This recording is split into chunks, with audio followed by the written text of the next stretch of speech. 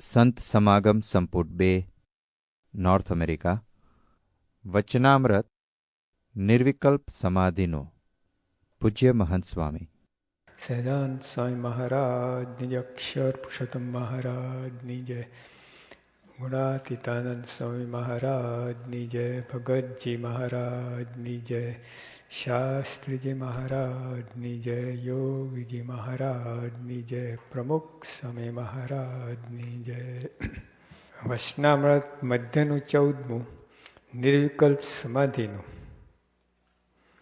સ્વામિનારાયણ હરે સંવત 1878 ભાદરવા સુધી પ્રતિપદાને દિવસ સ્વામી શ્રી સહજાનંદજી મહારાજ શ્રી ગઢડા મધ્યે દાદા ખાચરના દરબારમાં શ્રી વાસુદેવ નારાયણના મંદિર પાસે ઉત્તરાદે બારણે ઓરડાની ઓસરી પર વિરાજમાન હતા. ને શ્વેત ખેસ પહેર્યો હતો ને શ્વેત ચાદર ઓઢી હતી ને મસ્તક ઉપર શ્વેત ફેટો બાંધ્યો હતો ને ફેટા ઉપર રાતા કર્ણિકારના પુષ્પનું છોગું વિરાજમાન હતું ને સુંદર કુમકુમનો ચાંદલો ભાલને વિરાજમાન હતો ને પોતાના મુખારની આગળ મુનિમંડળ તથા દેશ દેશના હરિભક્તની સભા ભરાઈને બેઠી હતી. પછી મુક્તાન સાહેબ પૂછ્યું, એ ભગવાનના સ્વરૂપને વિશે જે સંત તદાત્મકપણા પામે છે તે સમાધિ ગન પામે છે કે એનો કોઈ બીજો પણ ઉપાય છે? હવે આપણે કરવાનું શું છે? સત્સંગની અંદર ઘણું બધું કરીએ છીએ, સેવા કરીએ, કથા કરીએ, બીજું બધું ઘણું બધું કરતા હોય, પણ બધું કરીને ભગવાનના ભાવને પામવાના છે, પ્રમુખ સાંઈના ભાવને પામવા છે. એ બ્રહ્મ છે સાક્ષાત. તો આપણે બ્રહ્મરૂપ થવાનું છે. બ્રહ્મરૂપ થયા પછી જ ભગવાનને ભજવાનો અધિકાર મળે છે. અત્યારે જે કંઈ આપણે કરીએ છીએ ને, સેવા કરીએ, કથા કરીએ, પૂજા કરીએ, બધું બ્રહ્મરૂપ થવા માટે ઉપયોગ થઈ જાય છે. અત્યારે દુકાન લેતા હો, પછી જે કંઈ કમાણી થાય ઓલા તમારે ઓલા ભરવામાં જાય ને, તો ઇન્સ્ટોલમેન્ટ હપ્તા ભરવાના એમાં જતા રહે. એમ અત્યારે આપણે બ્રહ્મરૂપ થવામાં જ બધું જતું રહે. આપણે હજુ ભગવાનને પહોંચતું નથી. બ્રહ્મરૂપ થઈ ગયા પછી જે કંઈ થાય બધું ઇન્સ્ટોલમેન્ટ ભરી જાય પછી કમાણી આવે હાથમાં. ત્યાં તો ભર કરવાનું તમારે. દુકાન લીધી હોય, લોન લીધી હોય, આ હોય તે હોય, ચાલ્યા જ કરે. બધા આપણે જે કંઈ કરીએ છીએ બધું બ્રહ્મરૂપ થવામાં ઉપયોગ થઈ જાય છે. એટલે કરવાનું જ છે.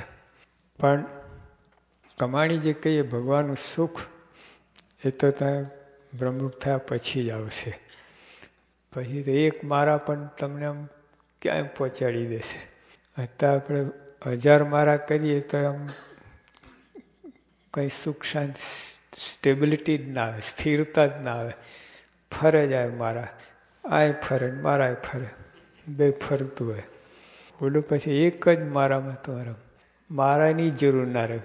કાંઈ નહીં, એમને એ 24 કલાક સ્થિરતા રહે ને એને નક્કી થયું, સમાધાન થઈ ગયું. અત્યારે આપણે સમાધિ અર્થ શું? આજે નિર્વિકલ્પ સમાધિ કહ્યું. સમાધિ અર્થ શું? સમાધાન. અહીં સમાધિનો અર્થ સમાધાન છે. ધારો કે તમે કોઈ પાડોશી સાથે ઝઘડો હોય, વેવાઈ સાથે હોય, જમાઈ સાથે હોય, દીકરા સાથે, બધું સાસુ વહુ સાથે ચાલતું જ રહે. પછી સમાધાન થઈ જાય ને, બંનેને સેટિસ્ફેક્શન થઈ જાય એકબીજાને, પછી પ્રશ્ન ના થાય. એટલે સમાધાન શું કે વિષય જેવા છે એવા ઓળખવાના, ભગવાન છે જેવા છે ઓળખવાના, આપણે અસલી સ્વરૂપ આપણું જે ઓળખવાનું, આ બધું ઓળખાય સમાધાન. પછી જે સ્થિરતા રહે ને ડગે નહીં. ત્યારે આપણે ડગી જાય, આમ કેમ થયું? હું આટલું ભજન કરું છું, ભક્તિ કરું છું, કેમ ભગવાન મારા સામું ના જેવું? કેમ આ દેશકાળ, કેમ વાદા પડ્યા, કેમ કેન્સર થયું, કેમ આમ થયું? એ બધું મનમાં થયા કરે. એટલે એ સમાધાન નથી.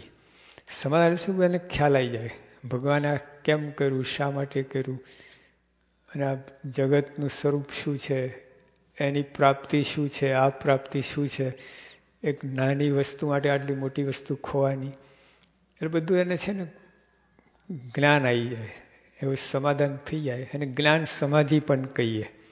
આ નિર્વિકલ્પ સમાધિ એટલે શું? એમાં કોઈ વિકલ્પ જ નહીં, કોઈ શંકા જ નહીં, સંશય જ નહીં, એને સમાધિ કહી. યોગી બાપાને હરિભક્તોએ પૂછેલું મુંબઈમાં કે બાપા શાસ્ત્રીમાં સમાધિ કરાવતા, તમે કરાવો? સ્વામી કે સમજો તો સમાધિ જ છે. લો કેવી વાત કરી, સમજો તો સમાધિ જ છે, કે જેને જોવાના છે સમાધિમાં એ તો અહીં સામે બેઠું છે.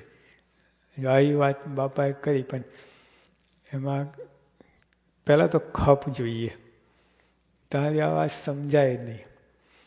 અને એક છે ને એ સભા હતી, અને એક ભાઈ મારી સાંભળ્યા હતા, આમ બરાબર આમ.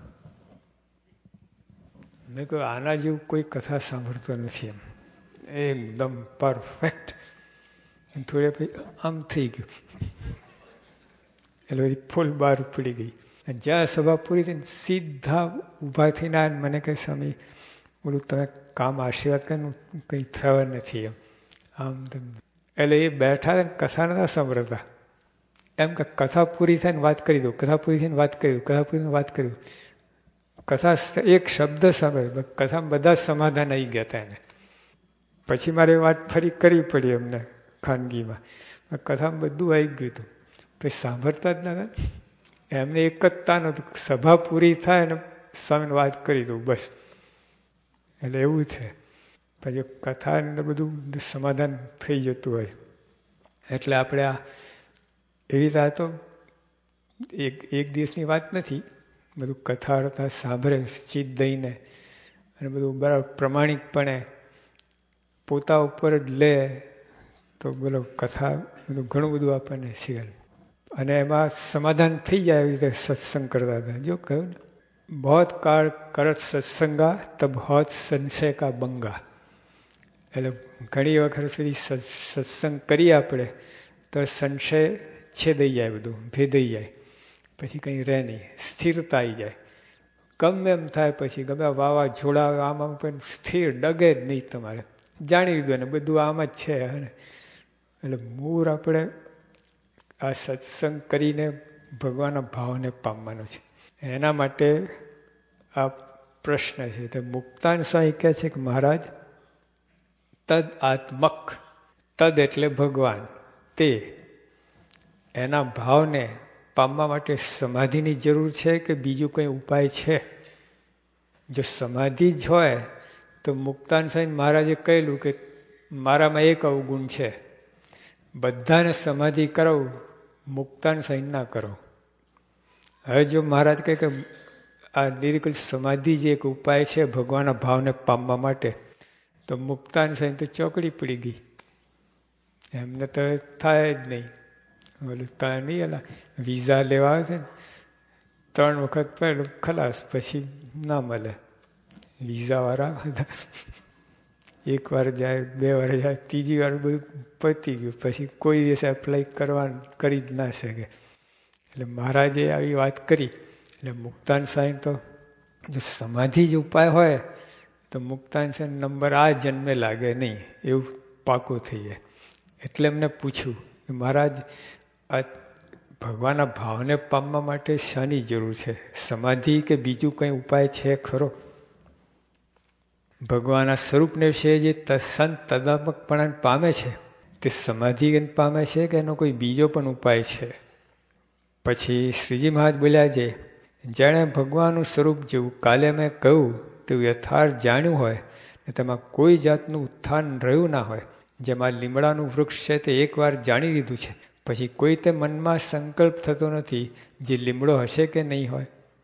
એવી રીતે ગમે તેનો સંગ થાય ને ગમે તેવા શાસ્ત્ર સાંભળે, પણ કોઈ રીતે કહીને ભગવાનના સ્વરૂપનો જે નિશ્ચય કર્યો હોય તેમાંથી મન ડગમગે નહીં. એવું જે નિર્થાનપણે ભગવાન નિશ્ચય એને અમે તદાત્મકપણું કહીએ છીએ. અને એવું જે તદાત્મકપણું તે ભગવાનના એકાંતિક ભક્તના પ્રસંગે કંઈ થાય છે, પણ કેવળ સમાધિ કંઈ નથી થતું. અને એવું જે તદાત્મકપણું તેને નિર્વિકલ્પ સમાધિ કહીએ છીએ. અને એવી જાતની જે નિર્વિકલ્પ સમાધિ થઈ હોય તે સંતનું સ્વરૂપ પણ નિર્ગુણ બ્રહ્મ જ છે. અને એવા અડગ નિશ્ચયવાળા જે સંત તે નિવૃત્તિ માર્ગ નિશ્ચય વર્તે તો પ્રવૃત્તિ માર્ગ નિશ્ચય વર્તે તો પણ એનું નિર્ગુણ જ સ્વરૂપ છે. જો ભગવાન શું કહ્યું, સમાધિ કો જે કોઈ બધું નિશ્ચય ઉપર વાત આવે છે. ભગવાન નિશ્ચય દ્રઢપણે થઈ જાય હે ને. લીમડો હોય કે આંબો હોય, એકવાર નિશ્ચય થઈ ગયો કે રાતના 2 વાગે ઉઠીને કહે ને તો આંબો લીમડો ના થાય, લીમડો આંબો ના થાય. અરે ગાંડો હોય ને તો હવે અમુક વસ્તુ તો એને પાકું હોય છે. ગાંડા મેં જોયા છે, જો તરતા આવડતું હોય ને તો ગાંડપણમાં તરતા પાકું રહે. સાયકલ ચલાવે તો સાયકલ ચલાવે. ગાંડપણની અંદર પણ આ બધું એનું અમુક હોય. એટલે આવી રીતે આવું ઝાડના જે હોય એ નિશ્ચય એને થયો.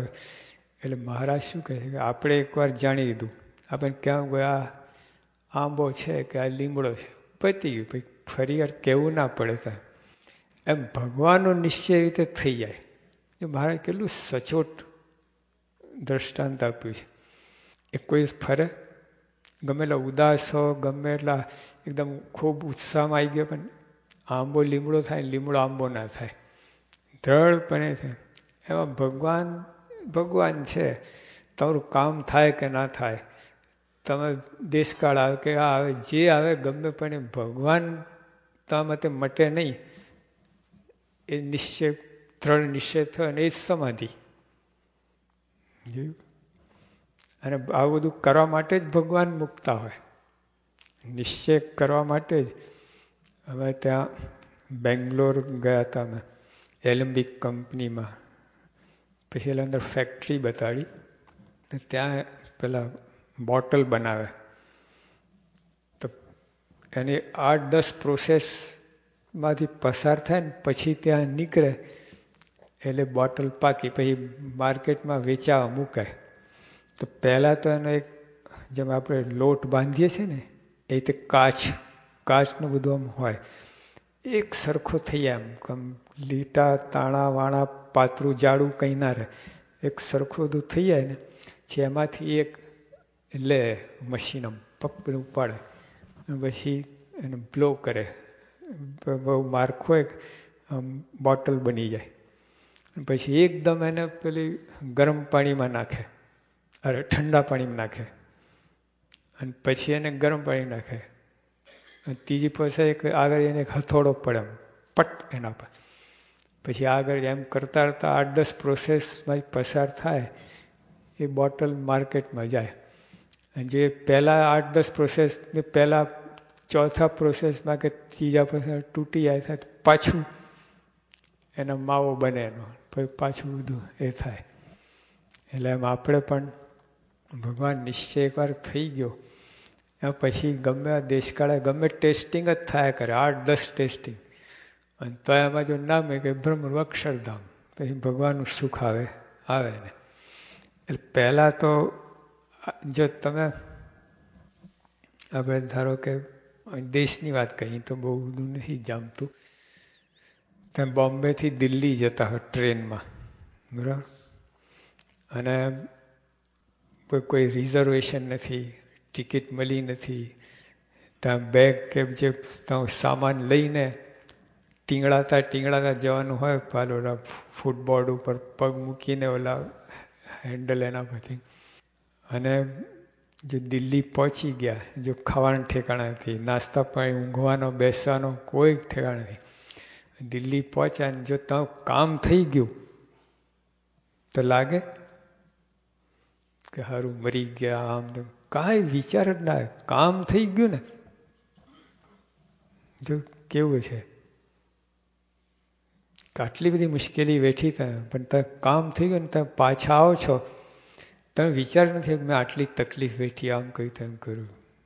અને બધું રિઝર્વેશન હોય અને તો બરાબર ફર્સ્ટ ક્લાસમાં બેઠા આઈસ્ક્રીમ ખાતા જતા હો, અને વાતો કરતા ને આરામ કરતા ને નાવા ધોવાનું બધું જ હોય.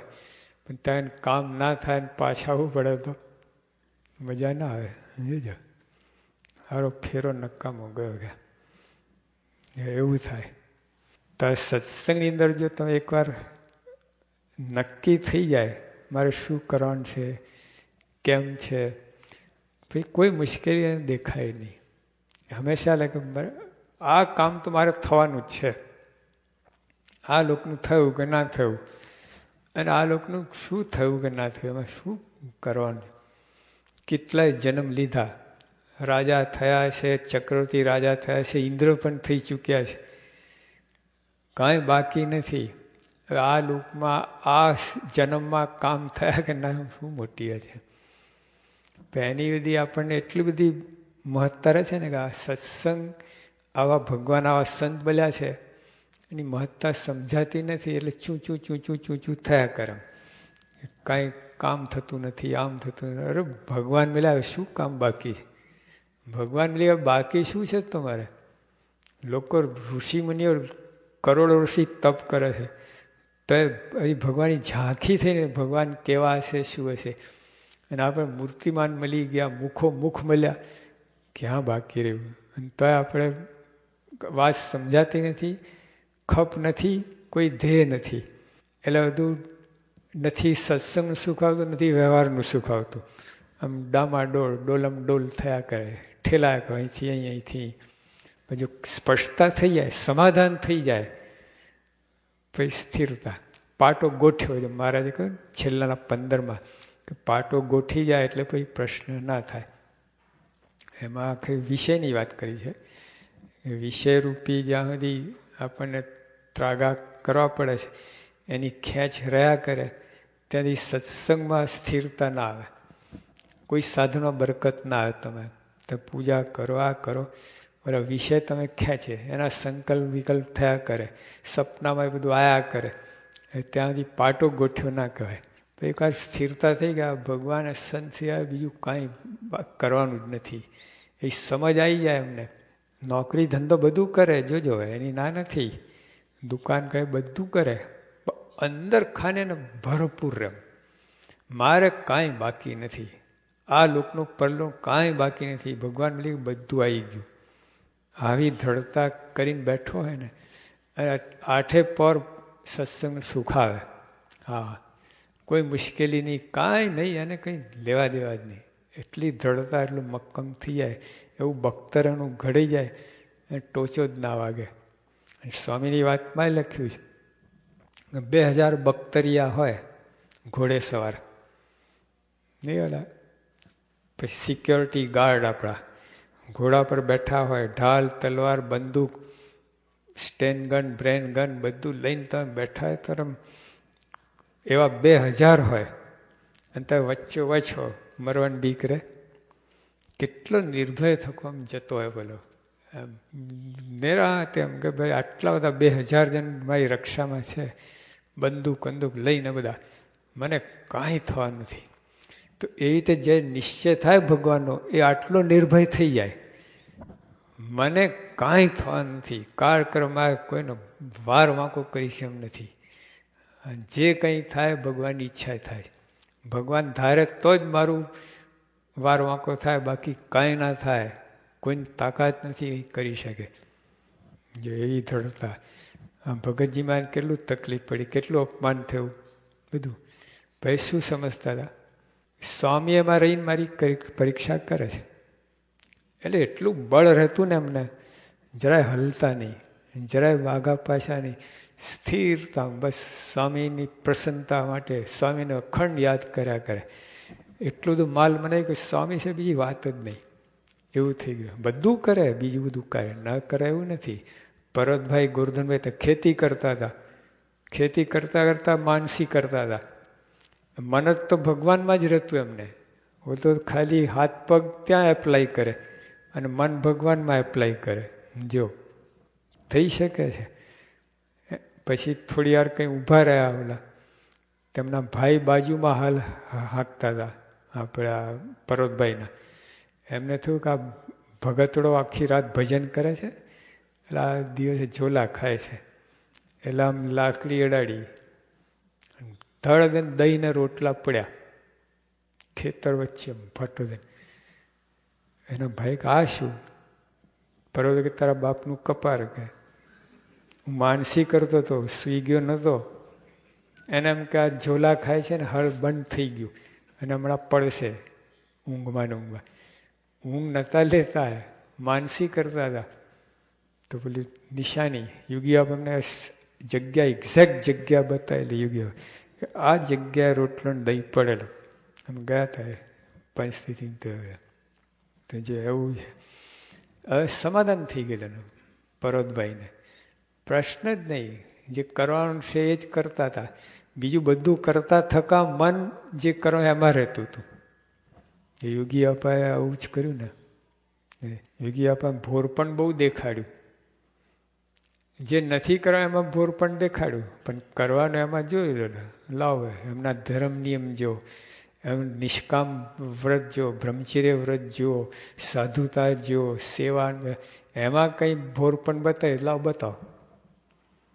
આ લોકની વ્યવસ્થામાં શું દાપણ કરવાની જરૂર હતી? દેવાન સાંઈ કહ્યું ને, દુનિયામાં ડાયો ડાપણમાં દુઃખ પામે. આપણે કરવાનું છે બરાબર, એમાં ધ્યાન આપવું. બાપા એ કર્યું. એટલે ટૂંકમાં કહેવાનું છે કે નિશ્ચય છે ને એ જ એકાંતિકપણું છે. નિશ્ચય છે એ સિદ્ધ દશા છે. નિશ્ચય વરને ઠેકાણે. નિશ્ચય છે એ એકડો છે.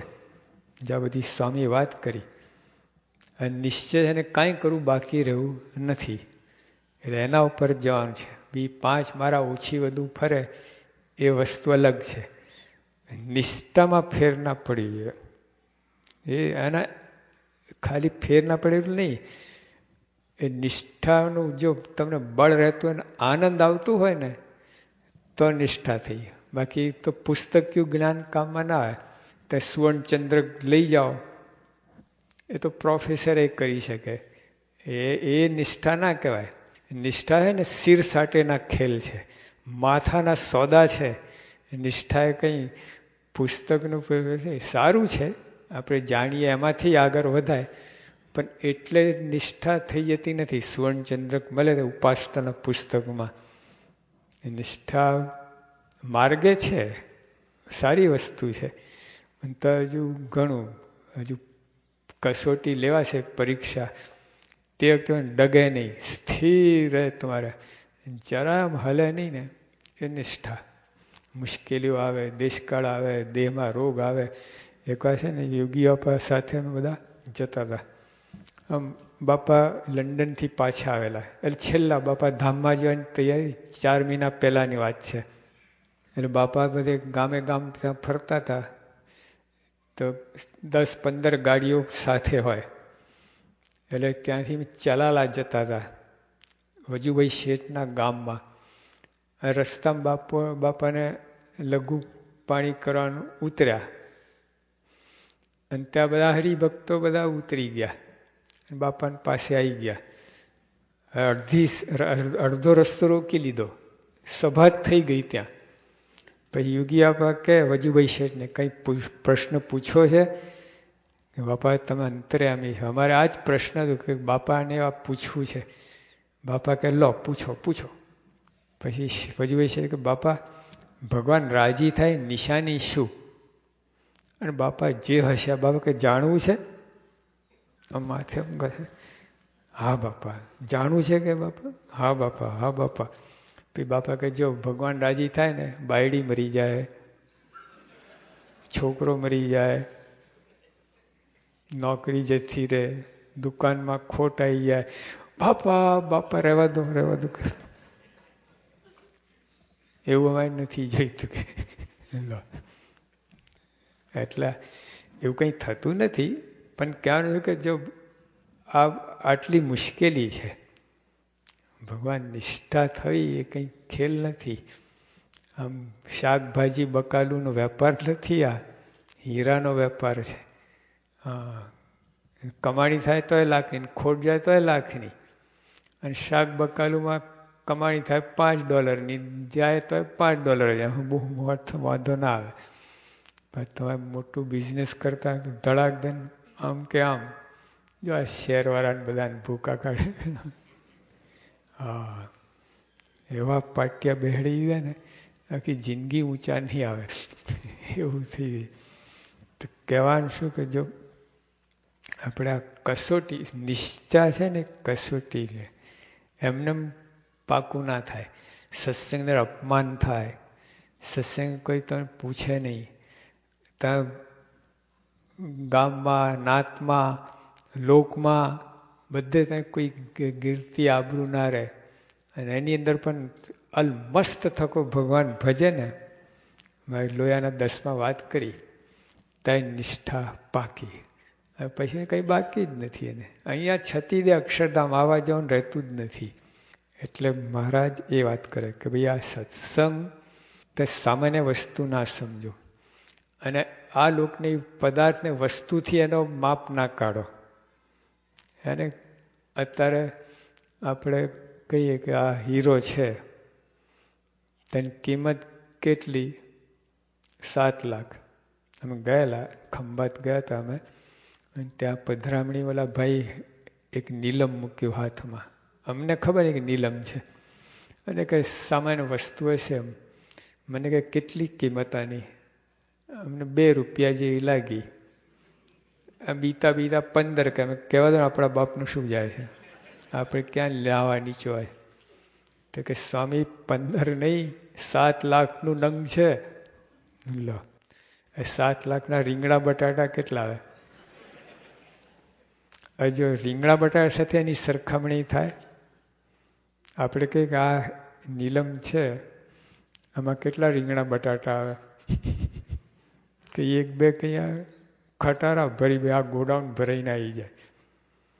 તો જે એવું છે, એટલે એની સરખામણી ના થાય.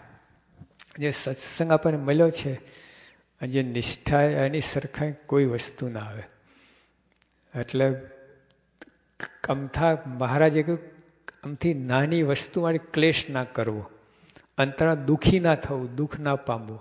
આ લોકોનું કામ થયું કે ના થયું એમ આમ ઝાટકી નાખવું, કાંઈ નથી. ભગવાન છે ને.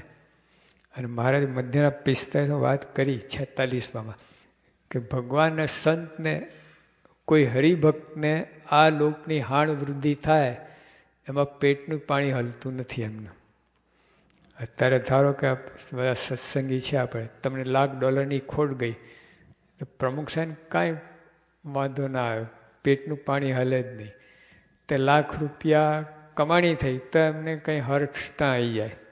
પણ સત્સંગમાંથી પાછો પડો ને એક ડગલું, તારે અમને દુઃખ થાય છે કે 5 વર્ષ જીવવું, કરોડો જન્મના ત્યાં સત્સંગનો યોગ થયો, 5 વર્ષ જીવાનું છે, એમાં આટલી ખોટ ખાઓ છો તમે, આ ધંધા કરી બેઠા, એ અમને દુઃખ થાય છે. બાકી આ લોકોનું તો આવ્યું ગયું, ક્યાં રહેવું છે? આ સિકંદર આટલું બધું ભેગું કર્યું હતું, સાથે લઈ ગયો કંઈ? આપણે શું લઈ જવાના હતા?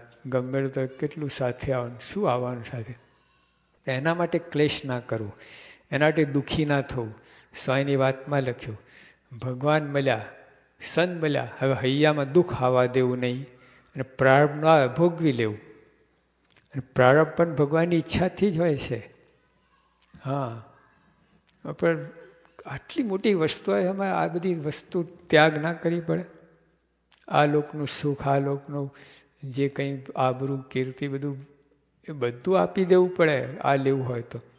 અમારે ત્યાંથી ભાઈ આવતા હતા અહીં અમેરિકા, ત્યાં બધું વેચી નાખ્યું, માલ મિલકત જાગીર આવ્યું, બધું મેલીને કહીને જે એના પૈસા લઈને અહીંયા આવી ગયા અમેરિકા.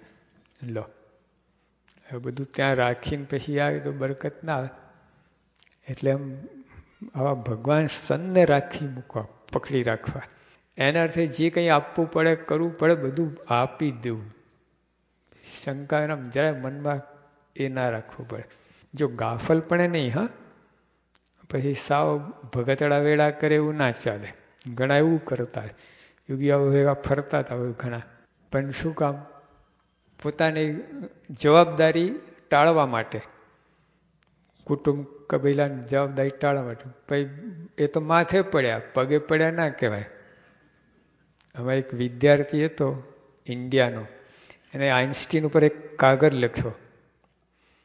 એમ લખ્યું કે તમે, હું રિસર્ચ સ્ટુડન્ટ છું, તમે ભારત સરકારને તમે ભલામણ કરો કે મને બધી ખાવા પીવાની જે ગુજરાન છે એની મને વ્યવસ્થા કરી આપે તો પછી હું ફૂલ ટાઈમ 24 કલાક રિસર્ચમાં આપી શકું. તો આઈન્સ્ટાઈન ભારત સરકાર ના લખ્યો, એને પાછો જવાબ લખ્યો કે તું પહેલાં તાર રોટલાની રિસર્ચ કર, પછી બીજી રિસર્ચ કરજે. તો સત્સંગની અંદર હવે માથે નથી પડવાનું. ભગવાન જો સ્વામી આટલું કરી આપે તો પછી બધું સ્વામી માટે કરી નાખ્યું. જો આપણે અમને કેનેડીએ ના કહ્યું, ask not what your country can do for you, but ask yourself what you can do for the country. આપણે કન્ટ્રીની જગ્યાએ સત્સંગ મૂકો. Ask not what satsang can do for you, but ask yourself what you can do for satsang. આ attitude હશે ને, આ વલણ હશે આપણે તો સત્સંગમાં આગળ વધશું. પણ જો આવી રહેશે ને તો તમે કોઈ વસ્તુ નહીં કરી શકો. મુંબઈમાં યોગી આપા વાત કરતા હતા આપણે કે બધા સમસુરતભાવ એકતા રાખવી. તે હરિભગત ઊભા થયા, સ્વામી તમે બરાબર કહો છો. સ્વામી કહે શું છે? સ્વામી જતા મને એટલી મુશ્કેલી છે ને આ કોઈ સમસુરતભાવ રાખતું નથી. સ્વામી કહે શું છે? સાતરમાં એટલી ખેંચ છે, દેશકાળ છે, કોઈ મને પૂછતું જ નથી, આમ નહીં તેમ નહીં. સાહેબ અડધો રોટલો મળે છે, હા બાબા અડધો મળે તો અડધામાંથી અડધું આપવું એ સુરતભાવ, અડધાને પૂરો કરો એ સુરતભાવ નહીં. જો કેનેડી જે કહ્યું ને એ જ એટીટ્યુડ થયું કે નહીં. Ask vote you can do for સત્સંગ. તમે આશા ના રાખો કે હરિભક્તો મારા આટલું કરે, આ મારા આટલું કરે. કોઈ સુરતભાવ રાખતા નથી, કોઈને પડી નથી, બધા મનસ્વી છે, ખાલી વાતો જ કરે. જો એવા બધા એકવાર જો તમે વલણ તો એટીટ્યુડ બદલાયું ને ઊંધું જ દેખાય બધું. બસ સત્સંગની તમને સુખ જ નહીં આવે. પણ મારે આપવું જ છે સત્સંગ, ગમે એમ થાય મારે સત્સંગને આપવું જ છે, આપવું છે, આપવું. જોજો ભાઈ તમે મન કેવું કામ કરે છે. એટીટ્યુડ ચેન્જ કરવાનું છે, તમે વલણ દાન જ બદલવાની છે. થાય એ કેનેડી બતાવી ગયા આપણને, બોલે એ જ વસ્તુ અહીં કરવાની. અને જેટલા સત્સંગી જેટલા મારાના મણકામાં આવ્યા છે ને બધાને આ એટીટ્યુડ હતું. આજે છે કેટલા હરિભક્તો છે અને સત્સંગ છે બી વિચાર જ નથી આવતો સત્સંગ માટે હું શું કરી નાખું. અને બીજા પ્રકાર છે કે સત્સંગ મારા માટે શું કરશે. બે ધારા છે, વિચારધારા. અને બે પ્રકારના ભક્ત છે. એક બસ અપેક્ષા જ રાખે કે સત્સંગમાં આવ્યો, મને શું લાભ થયો, મને શું આમ થયું, આટલા વર્ષથી છું કંઈ ફાયો નહીં, કોઈ મારું કામ થયું નહીં, એક કંઈ સંકલ્પ સિદ્ધ થાય નહીં, એટલે આ શું યાર. અને બીજી ધારા છે કે બધું ખલાસ થઈ ગયા તો એનું ઈચ્છા મેં કાંઈ કર્યું નથી ને હજુ મારે આપવું છે ને એવી જ એને મનમાં રહ્યા કરે. તો જો ઓલા મણકામાં આવી ગયા એના પછી તણખામાં આવ્યા, અગ્નિ તણખા જરે ને એવું જ થાય. એટલે આપણે આપણી દાનત બધાનું છે. સ્વામી મહારાજે પણ કહ્યું વૈષ્ણવની અંદર કેટલી જગ્યાએ કે સમજવાનું છે, કરવાનું કાંઈ બાકી નથી, કરવાનું કાંઈ નથી, સમજવાનું જ છે. જે તમને મળ્યા છે સમજવાના જ છે, બીજું કંઈ છે જ નહીં. ઓળખતા નથી આપણે, એટલા દારિદ્ર્યપણું જતું નથી. ઓળખાય તો બળ ને કેફ તો અખંડ રહે. અને આજે પણ આપણે જે કંઈ આનંદ છે એનું કારણ જેટલા ઓળખ્યા છે એટલું આપણને બળ કેફ રહે છે.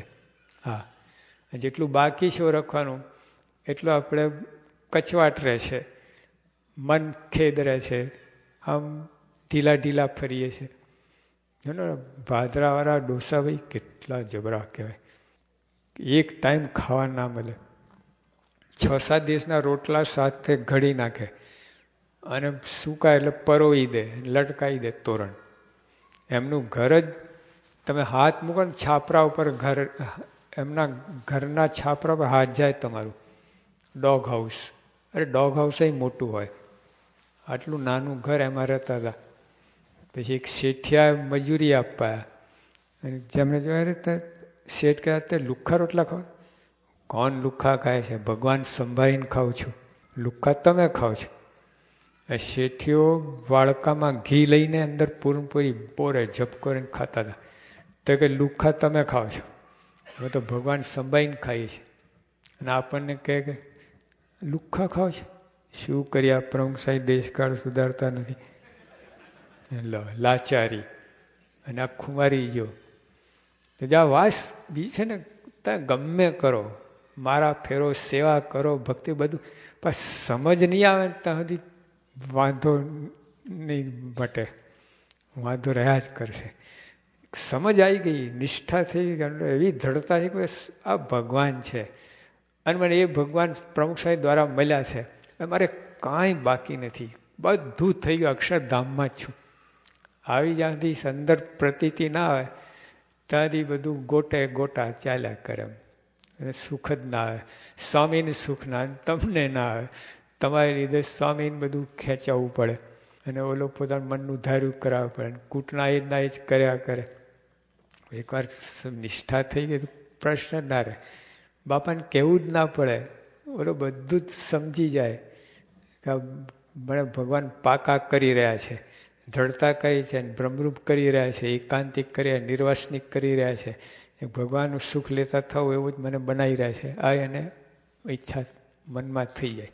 એટલે હવે સત્સંગ કરીને આ દ્રઢતા કરવાની છે કે ગમે પ્રસંગ હોય ને ગમે એની અંદર સ્થિરતા ક્યારે રહે, જો આ નિષ્ઠા તમને થઈ ગઈ ભગવાન જ છે, મને મળ્યા ભગવાન જ છે, એ જો દ્રઢપણે અંદર થઈ ગયું ને, તમને કોઈ વસ્તુ નહીં ડગાઈ શકે. ગમે આ વાવાઝોડા આવે ને, ગમે એ મુશ્કેલીઓ આવે ને, ગમે નથિંગ કેન ટચ યુ.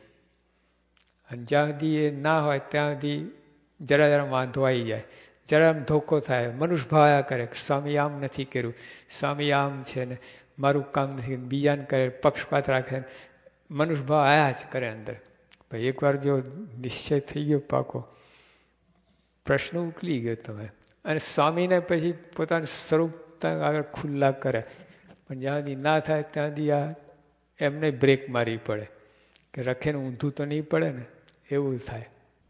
અને એવું જે તદાત્મકપણું તેને નિર્વિકલ્પ સમાધિ કહીએ છીએ ને, એવી જાતની જેને નિર્વિકલ્પ સમાધિ થઈ હોય તે સંતનું સ્વરૂપ પણ નિર્ગુણ બ્રહ્મ જ છે.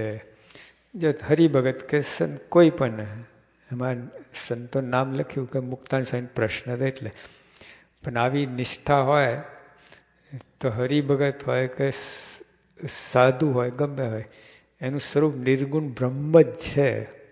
લો કાંઈ બાકી જ નથી, નાત જાત, બ્રહ્મ છે. અને નિર્વાસનિક થઈ ગયો, અને કોઈ ઈચ્છા બીજી રહેતી નથી. અને એવા અડગ નિશ્ચયવાળા જે સંત તે નિવૃત્તિ માર્ગ નિશ્ચય વર્તે તો પ્રવૃત્તિ માર્ગ નિશ્ચય વર્તે તો પણ તેનું નિર્ગુણ સ્વરૂપ છે. જેમ નારદને સનકાદિકે સરે નિવૃત્તિ માર્ગ નિશ્ચય પ્રવર્ત્યા અને સપ્તઋષિ તથા જનકાદિક રાજાએ સરે પ્રવૃત્તિ માર્ગ નિશ્ચય વર્ત્યા, પણ એ સર્વેને ભગવાન નિશ્ચય કહીને નિર્ગુણ જાણવા. જો ગ્રસ્ત હોય કે ત્યાગી હોય, ગમે હોય, આવો નિશ્ચય જેને થઈ ગયો, આવી દ્રઢતા થઈ ગઈ, એનું સ્વરૂપ નિર્ગુણ જ છે.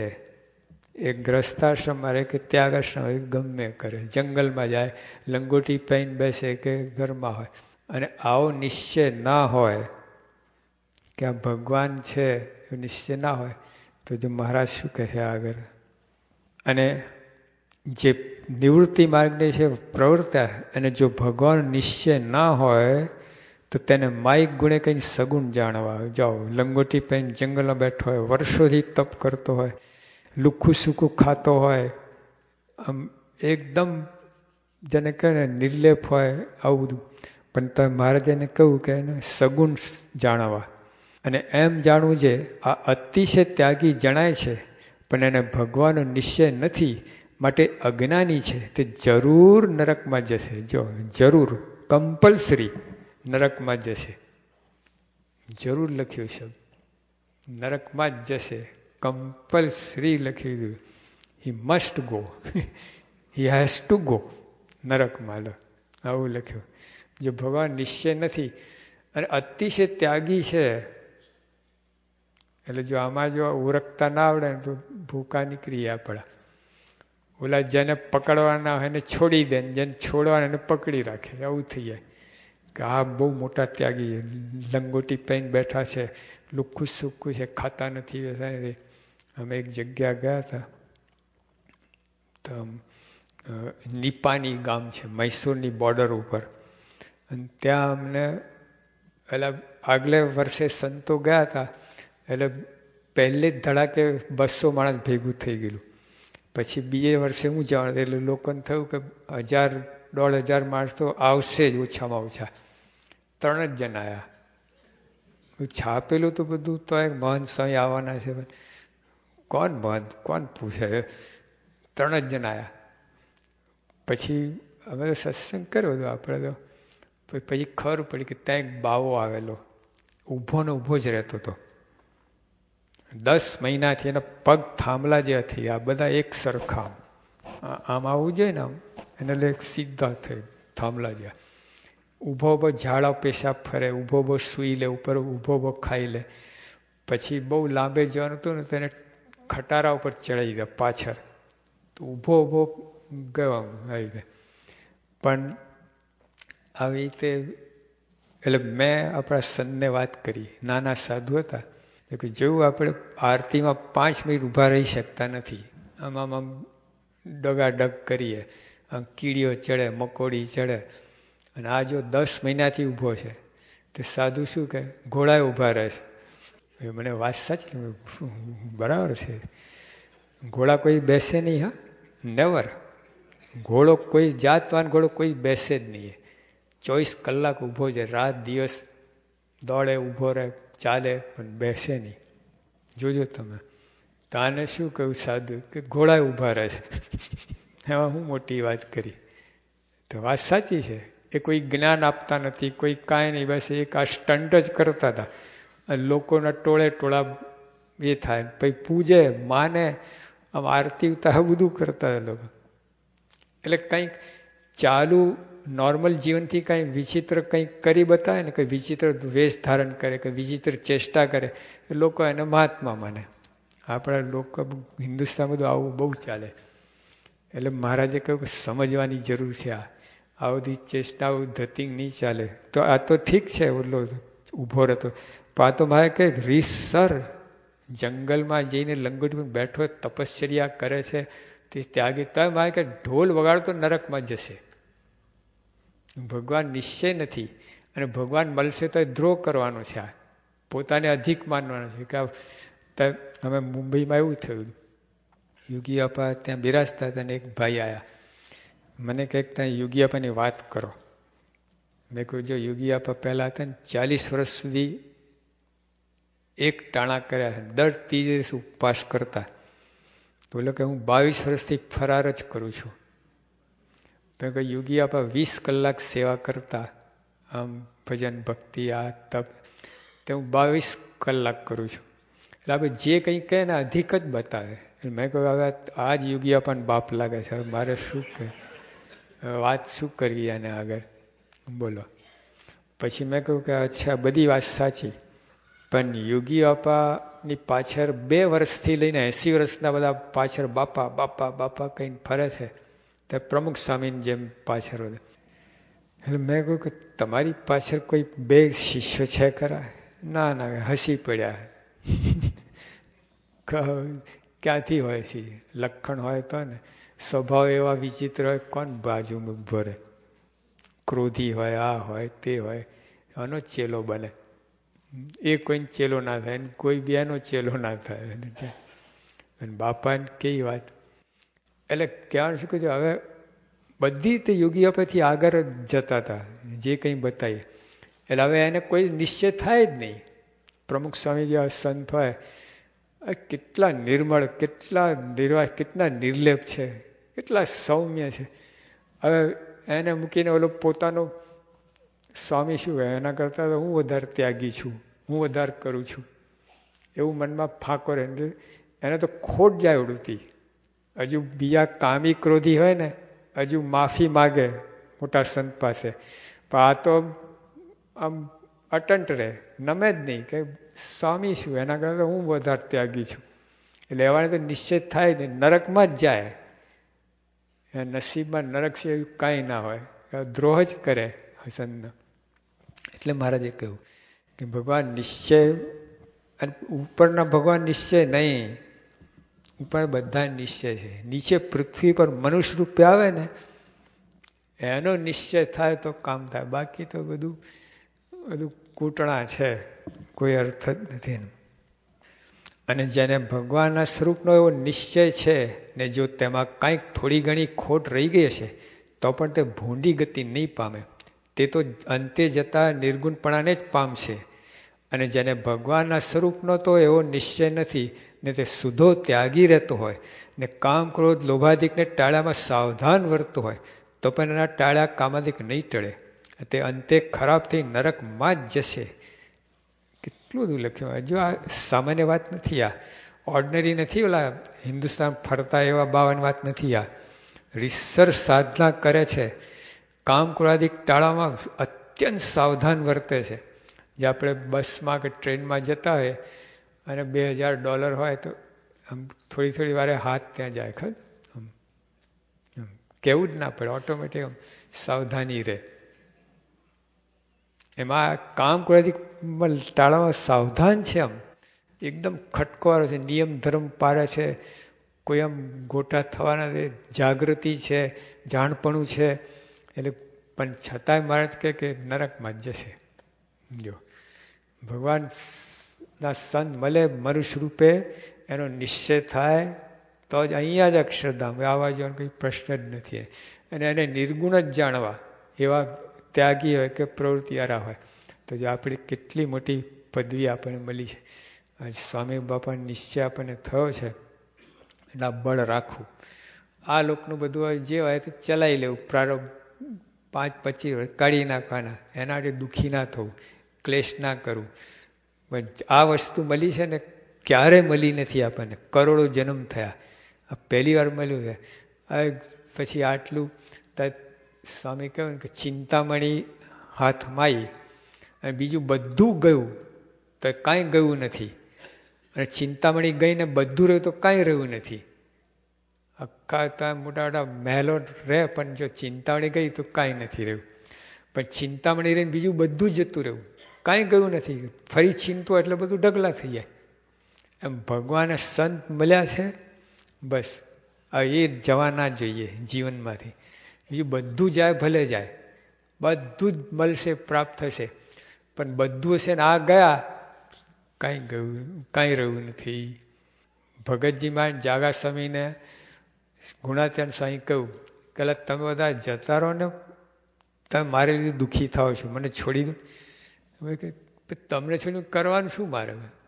અમારે અજામત થઈ બધી.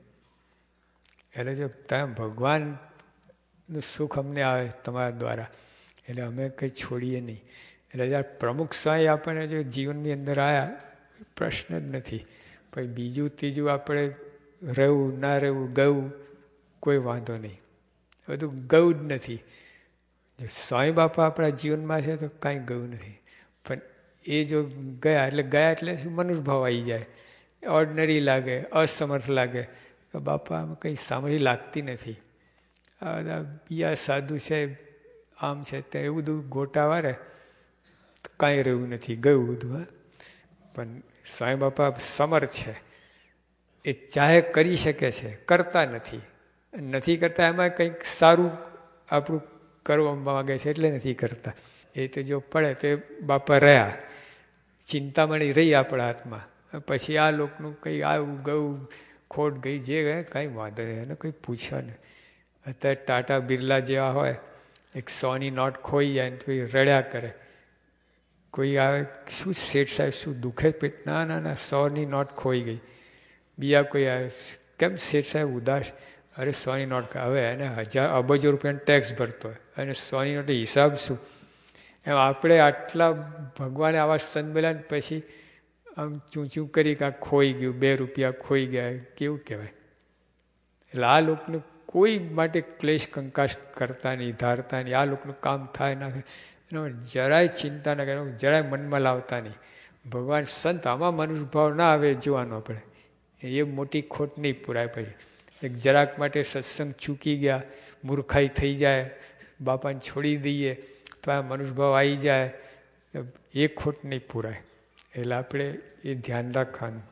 અને આવું જે ભગવાનના સ્વરૂપનું જ્ઞાન તે જેને થયું હોય તેને થોડી બુદ્ધિ હોય, નિશ્ચય થઈ ગયો પ્રમુખ સાંઈનો કે આમાં ભગવાન અખંડ મને દર્શન દે છે, શ્રીજી મહારાજ જ મળ્યા છે, કંઈ એવું જ નિશ્ચય થયું. પછી થોડી બુદ્ધિ હોય તો પણ એને મોટી બુદ્ધિવાળો જાણવું. અને આવું ભગવાનના સ્વરૂપનું જ્ઞાન જેને ના હોય તો તેને જો ઝાઝી બુદ્ધિ હોય તો પણ તેને બુદ્ધિહીન જાણવું. લો, થોડી બુદ્ધિવાળો નહીં, બુદ્ધિહીન, મેડ, લો, ક્રેઝી કહી દીધું. આવું કહી દીધું. ભલે ઘણી બુદ્ધિ લોકો વખાણતા હોય, છાપામાં આવતો હોય, ટીવી ઉપર આવતા હોય, એ બધા ધામધૂમ, પણ તો બુદ્ધિહીન. જેવું આપણને સમજ પડતી નથી. સોનું હોય ને પિત્તળ હોય, બે હોય, ઝવેરી ઓળખે ને this is gold, this is પિત્તળ છે. આપણને આ લોકની દ્રષ્ટિએ મોટા પુરુષ જાણતા કે આ બુદ્ધિ છે, આ પિત્તળ છે. દેખાય મોટી બુદ્ધિ પણ પિત્તળ છે, પિત્તળ જેવી બુદ્ધિ. એમાં કાંઈ ફળ નહીં આવે, ખોટના ધંધા છે. અને આ બુદ્ધિ થોડી છે પણ એ લાભ કરશે એને, અને મોટી કમાણી થશે.